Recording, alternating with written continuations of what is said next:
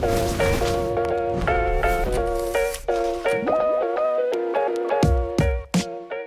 everybody, and welcome to another episode of the Ad Project Podcast. As always, I'm your host, Joe Schellard from Ad Advance, and today I'm joined by Mr. Matt Wickland. Matt, it's been a while since we've had you on the podcast. It has, yeah. Excited to be here. Have you missed me? Well, I do get a lot of you outside of the podcast room, so. It's true. But yes, I do. Okay. Yeah, I appreciate that. So today we're having Matt on the podcast and wanted to just talk through, in very early episodes of the podcast, we would always talk through different campaign funnels and structures and everything else like that. But as we're continually getting more options on the sponsored side, and as we're continually building up strategies on DSP, just wanted to talk through the overall structure of advertising funnels, why we care so much, and kind of how we look at that and how the different ad types tie into it.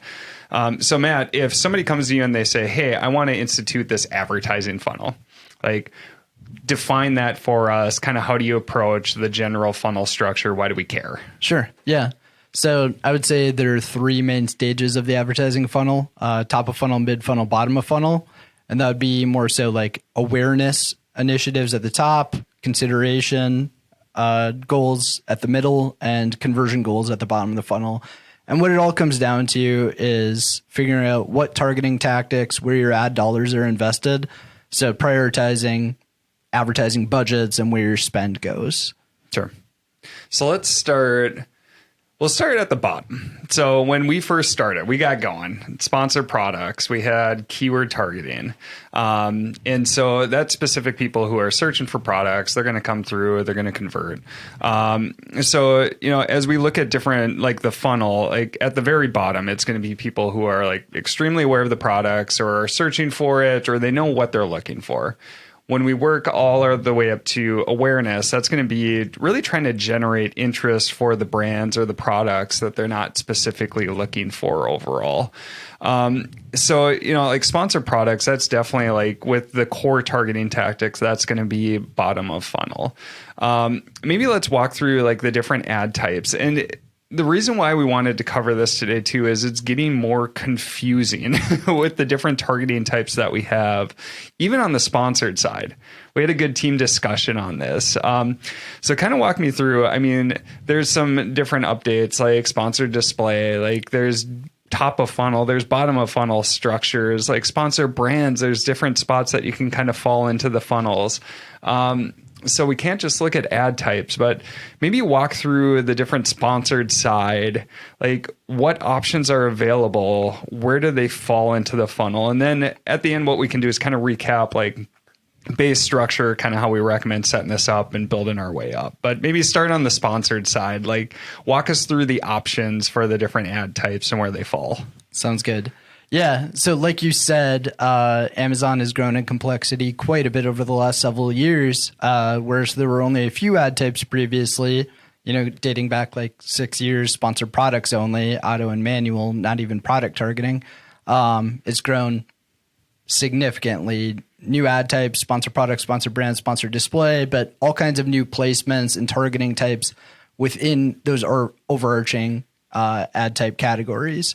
So looking at the funnel within each ad type, there's a gradient to each where they kind of bridge into different funnel stages based on the tactics and the placements that you're using. So the three core ad types are sponsored products, sponsored brands, and sponsored display. Sponsored products would typically be the lowest funnel ad type most broadly. Within that, there are a couple different categories of targeting and ad placements that vary a little bit. So if you look at brand defense spend, that's at the very bottom of the funnel. So targeting your own keywords or cross-targeting, cross-promoting your catalog, those are lower funnel initiatives, especially targeting branded keywords. Yep. Somebody's already familiar with your brand. They're searching on Amazon most likely to purchase from your brand. Yeah, we call it very bottom of the funnel because not only do they know that they want a specific product, but they're searching for your brand to get that specific brand. So at that point, they've pretty much got their mind made up on where they're going to go. And now it's just using those ads to make sure that they don't defect to other competitors. So like you're saying, very bottom of the funnel right there. Yeah. Yeah. Moving up from there, let's go to keyword targeting.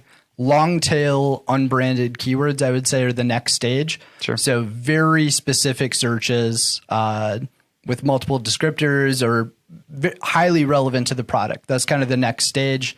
If somebody keys in that search term, they're looking for your product or a very close substitute to your product. Yeah. So an example there would be like 5-person tent for...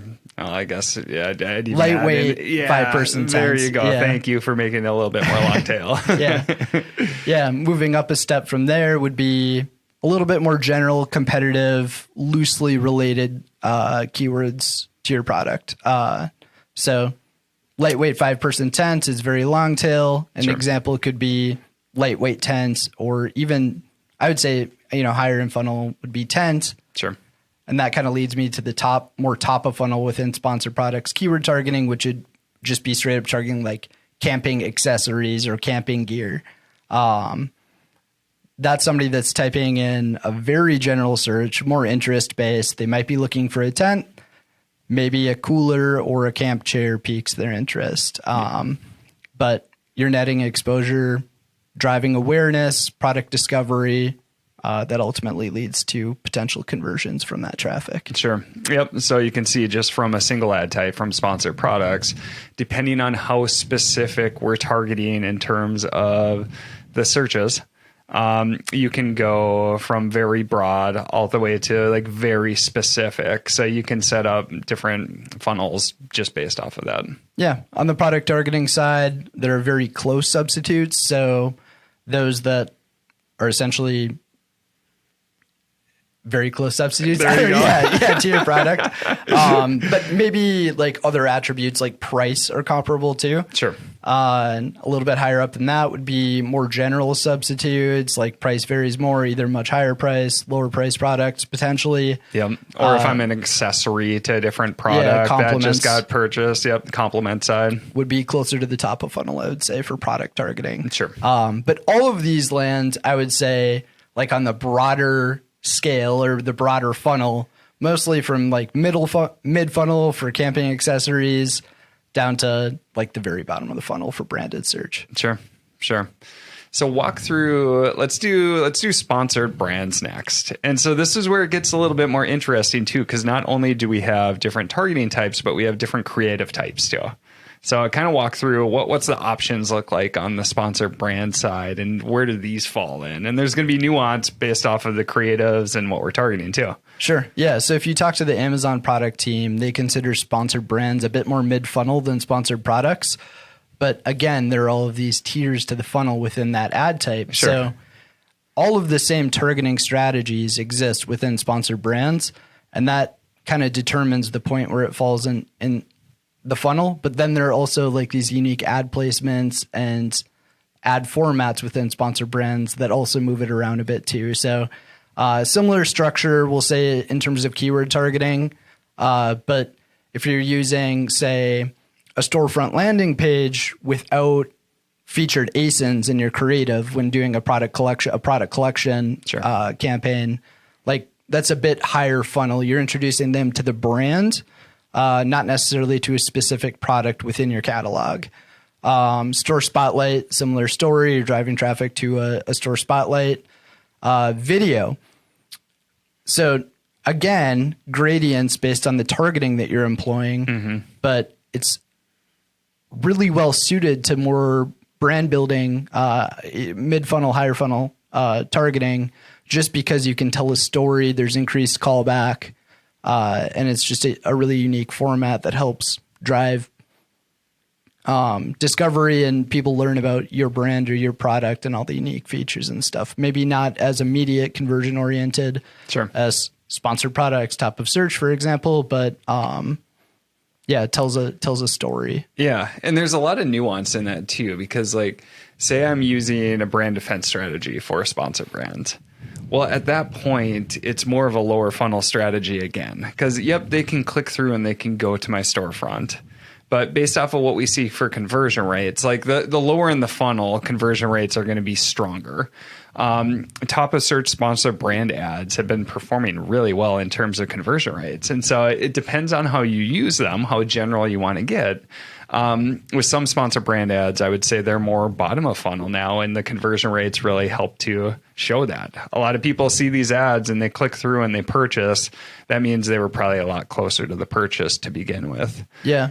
But the placement, like sponsor brands, may be a bit more conducive to brand building. For and sure. that instead of driving directly to a product page, like the point of conversion, you can drive to a storefront where you can hit them with all different types of media, images, stories, so on and so forth. So Totally it may agree. be more effective for brand building, but it's also really effective for conversions too, if you're going like long tail or bottom and funnel with your targeting. Yep, exactly. So my previous example is more like a brand defense where people are searching specifically, but with the different creative options and then sending them to your storefront, now we can target higher up the funnel where, say, it's a brand introduction first versus driving right to the purchase. Yeah.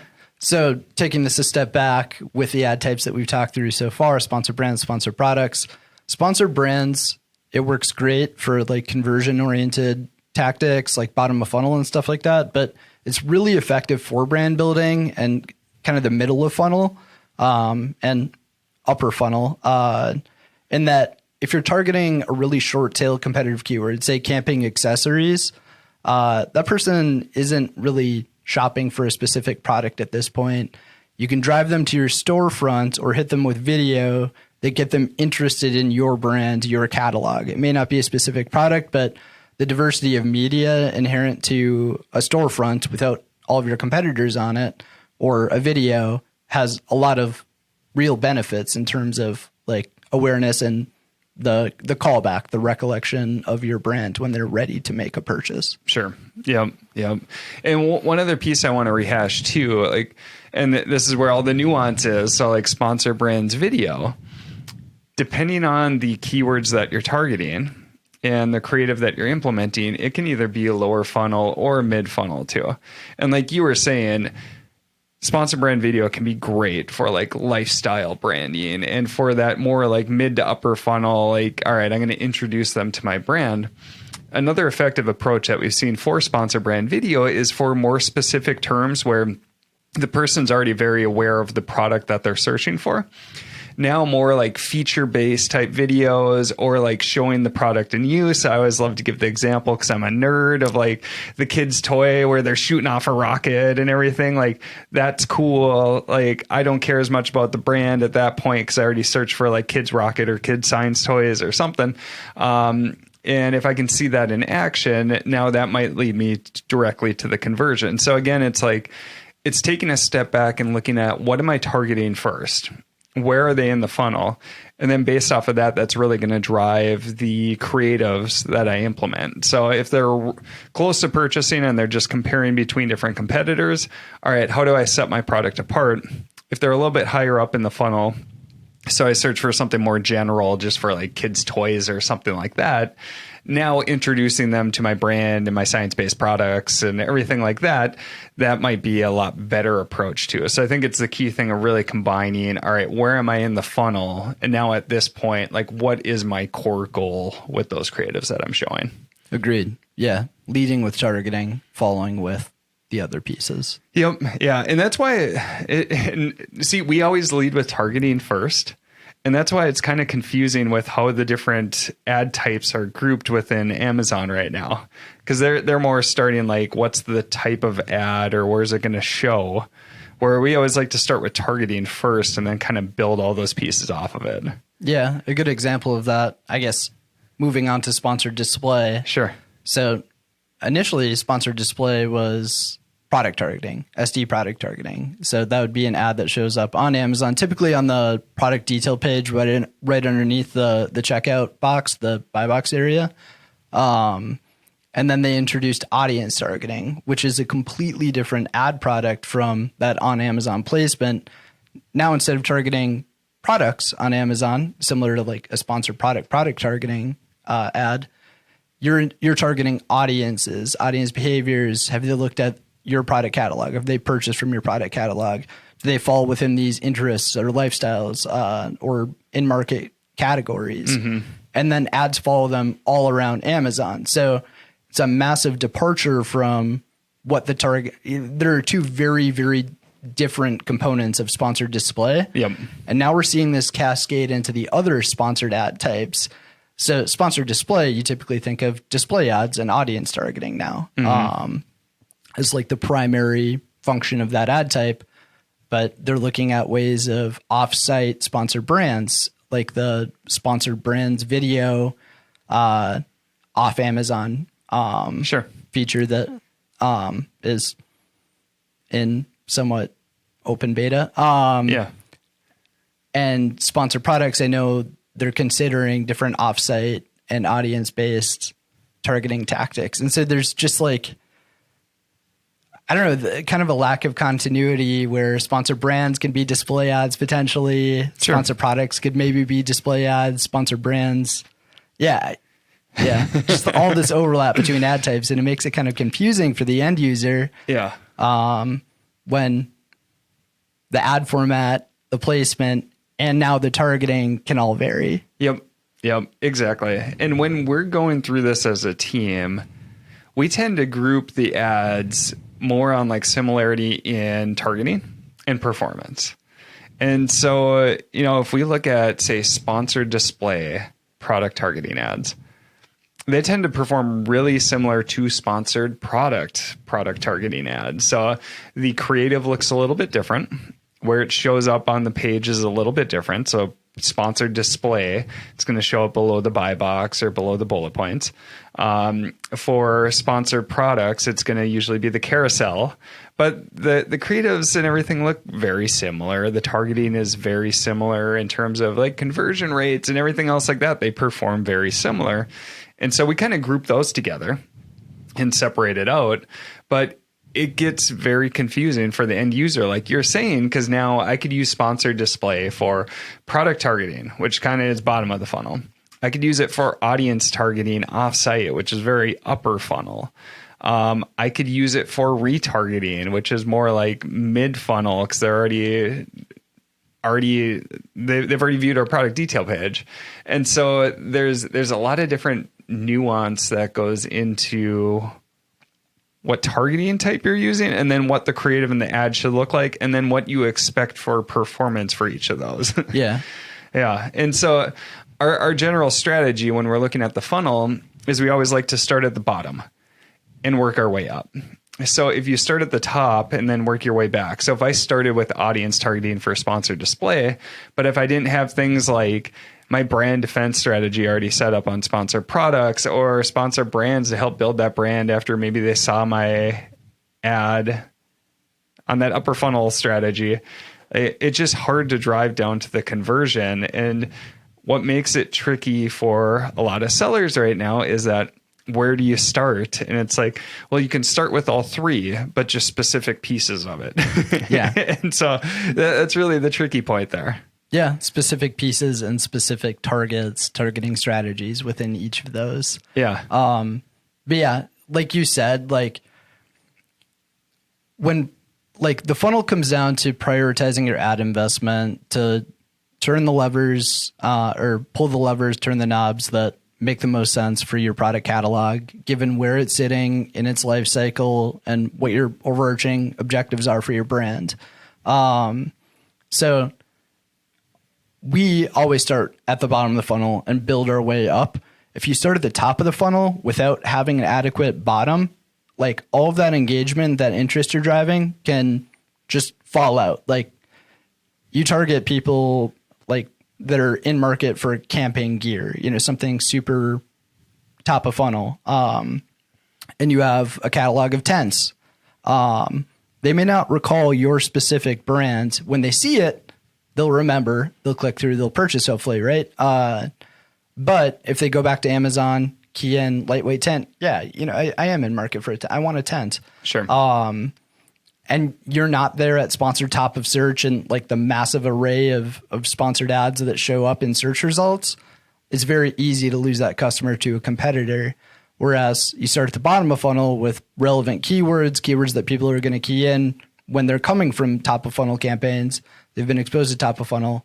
You benefit from people that, otherwise wouldn't have been exposed by top of funnel, that are interested in those bottom of funnel keywords, those high converting, high profitability targets. And then you also like complete the connection for those top of funnel when you move up the funnel. That's not the best way of framing it. There was a lot of funnels in there, but I followed. Yeah. Yeah. So, and then once we even get further up the funnel, like once we've got that foundation built out, now we can start getting into other ad products like Amazon's DSP, which at the end of the day, it's using audience targeting in different fashions and customizing the creative to target the right subset. So again, we start with the audience first. Who are we targeting? And now we look at the ad type and we say, okay, here's what this should look like. To either one, introduce them to the brand. Maybe it's a video ad, or it's a display ad, where if we go further down the funnel and it's a retargeting ad, it's going to look much more like the Amazon type creative. And so again, we always start with the targeting first and then move our way to what that creative looks like. So I think to try to distill it down, we just covered kind of the complications and maybe even made it a little bit more complicated for you. But if you're looking to build up a solid advertising strategy on Amazon, like really where you want to start is bottom of funnel. And bottom of funnel is going to be first like brand defense type strategies, and then get to very specific keyword strategies or keyword like long tail type search terms. Start on sponsored products, work your way up there. That's going to be a huge driver in terms of spend. Then once you get past that, now go to sponsor brand, and you can start with your brand and then kind of work your way up and build up and get more broad as you go in terms of keyword targeting. After that, then I would go to sponsored display.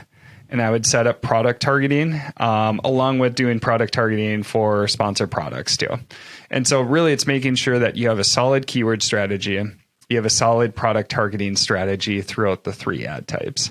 And then once you get past that, now you can start to consider other options. Like next in the funnel, I'd probably say maybe like retargeting. Yeah, view-based retargeting for sure. And so a sponsored display has got a really easy way that you can set that up.